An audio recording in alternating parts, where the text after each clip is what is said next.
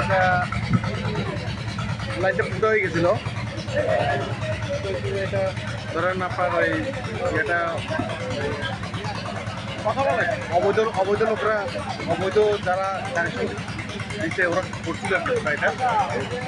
আমরা আশা করি এটা শেষ করে ফেলবো আশা করি। এই ব্যাটারদের লাইন 1000 পেয়ে যায়। এই লাইনটা আমরা যদি ঠিক করতে পারি, সঠিক করতে পারলে পরে আমরা এটা মামলার প্রস্তুতি নেব।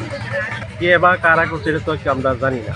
হ্যাঁ, ওইটা পানি আসার পরে কিছু কিছু লিক হইতেছে, এই যেমন এলাকাবাসী আতঙ্ক।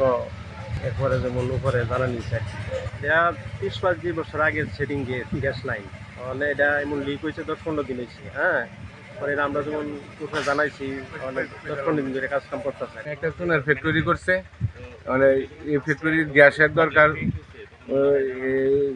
চূড়াইভাবে এখান থেকে গ্যাস এরা সংযোগ দিছে। সংযোগ দেওয়ার পরে এখন এই অবস্থায় সৃষ্টি হয়েছে। এখানেও মনে করুন এই 1-2জন কাজে আসে, আর কিছু স্থানীয় লোক এইবারে খুকনের বাসায় বাড়া থাকে, খুকনের বাড়ি বাড়া নিছে, বাড়া নিয়ে এখানে লোক থাকে। এখন এরা বাড়া থাকে, এখন আসে আসে কাকলা গাছ কাটে, মাটি সমান করে, এই কী করে না করে এটা জানি না। এরা এরা পুকুরের বাড়ি থাকে, দেখেন কাজ 3 মাস যাবো।